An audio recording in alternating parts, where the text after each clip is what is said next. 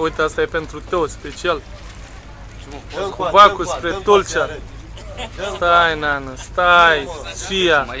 Stai să luăm. Ungureanu e peste tot. Ia, Teo, mâncați-a sufletul, viața mea, mi-am găsit gagică la Galați.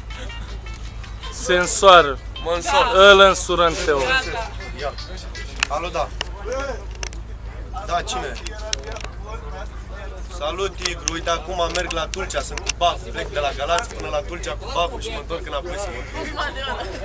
Ce faci, Tigru? Așa.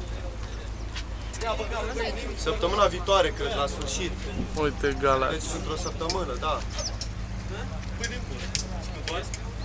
Da, cu Erdesul, da. Galați. Așa.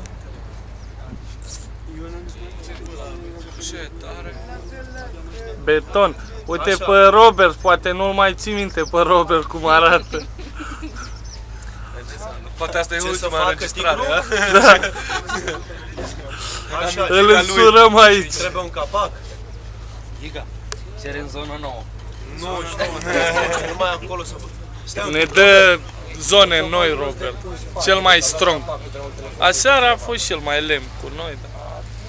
Acum la e Timișoara, fresh. Când vine, uite, îmi dă un coordonator, Tigru.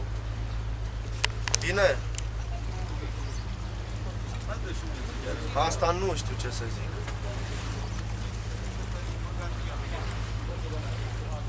Nu știu, pe asta nu știu, că până vin eu nu am pe cine să-ți dau acum, că noi suntem toți aici.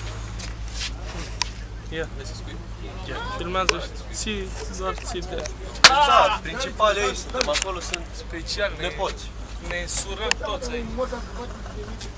Hai și uite-te de aici așa în jos. Să vezi ce senzație. Îți mai trimit. Dar nu mai e mișto. Ia stai.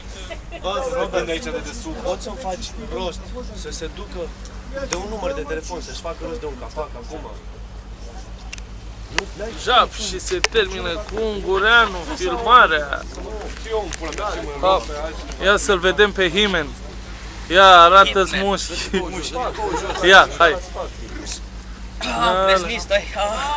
De-aia sunt